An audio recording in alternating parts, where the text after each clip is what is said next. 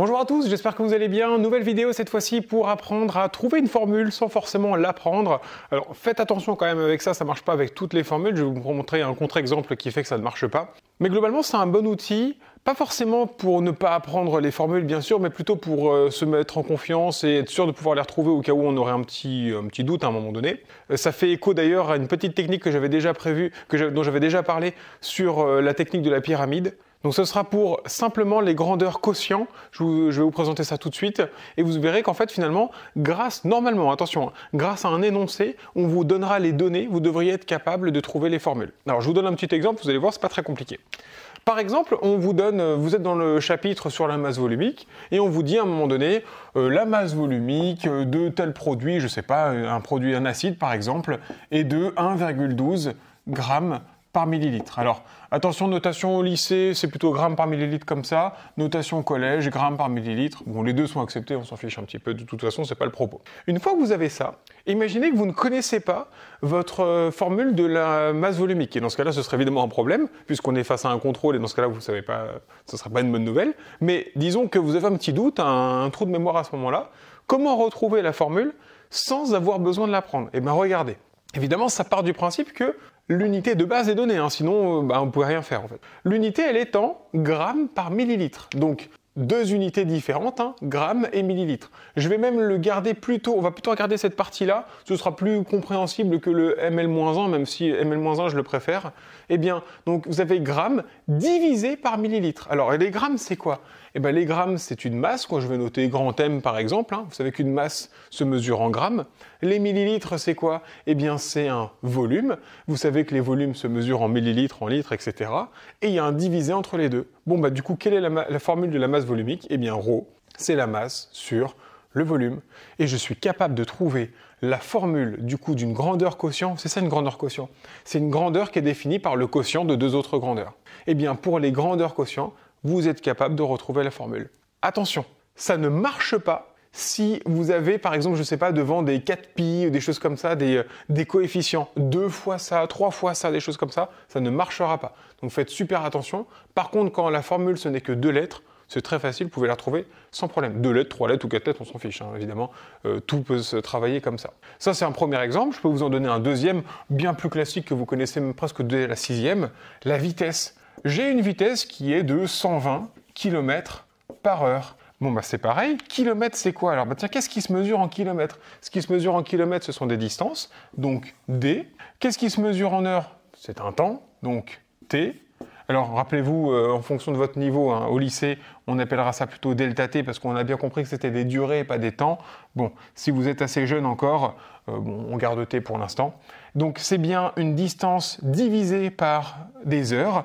Donc, la formule, c'est V égale D sur T. Et voilà comment retrouver quasiment n'importe quelle grandeur quotient sans en apprendre la formule. Alors évidemment, ça ne s'arrête pas là. Attention, il va falloir être capable de trouver du coup, si ρ égale m sur v, alors m égale quoi? Si ρ égale m sur v, alors v égale quoi? Et là, vous utilisez la deuxième technique, qui est la technique de la pyramide. Il faudra écrire d'abord la formule, donc vous la retrouvez grâce aux unités. Une fois que vous avez la formule, ρ est à gauche, je le mets à gauche, m est en haut, je le mets en haut, v est en bas, je le mets en bas. Vous voulez la masse? Pas de problème, vous cachez la masse. Là, ici, c'est une barre de multiplication. Vous cachez la masse et ça fait m égale ρ fois v. ρ fois v. Vous voulez le volume? Pas de problème, vous cachez le volume. m sur ρ.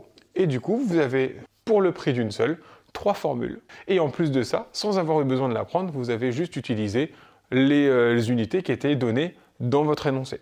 Pour la vitesse, c'est le même concept, hein. Cette fois-ci, la pyramide, ce serait, n'hésitez pas à le faire en même temps, V à gauche, D en haut parce qu'il est en haut, T il est en bas, je le mets en bas.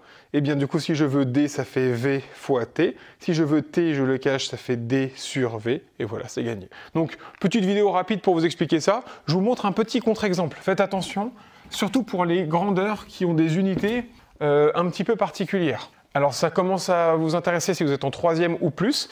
Rappelez-vous de la loi d'Ohm. La loi d'Ohm, alors normalement on vous l'apprend comme ça, U égale RI. C'est pas forcément la meilleure façon de l'apprendre. D'ailleurs, souvent, on a plutôt tendance à préférer I égale U sur R. Ça dépend de vos profs, ça dépend de plein de choses. Mais généralement, ça, c'est quand même beaucoup plus intéressant que ça. Je pourrais en parler une prochaine fois si nécessaire. Donc là, j'ai une grandeur quotient. De nouveau, I égale U sur R. Grandeur quotient. Et ben, l'intensité, quand j'ai mon énoncé, on me dit l'intensité dans le circuit est de 12 ampères, par exemple. Ampères. Mais l'ampère, c'est pas comme tout à l'heure, j'ai pas des kilomètres par heure, des grammes par millilitre, etc.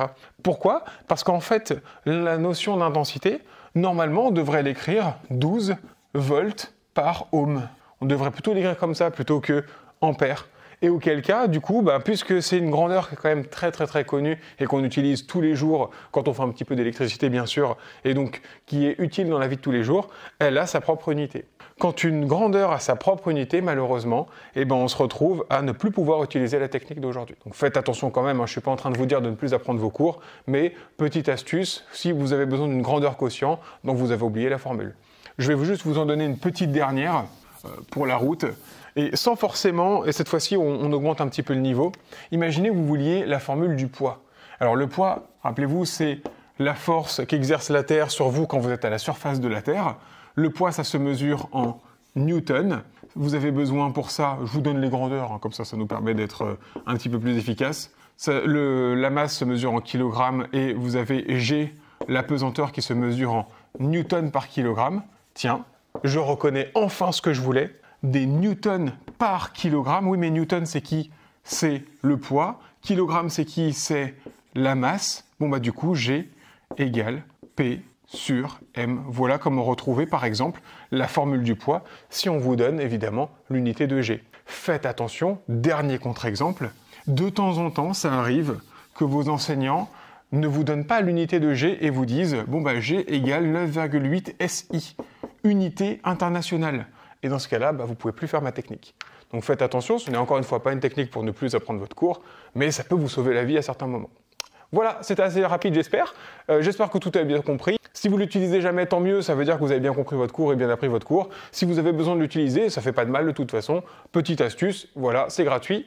Et je vous dis à la prochaine pour cette fois-ci un petit peu plus de contenu.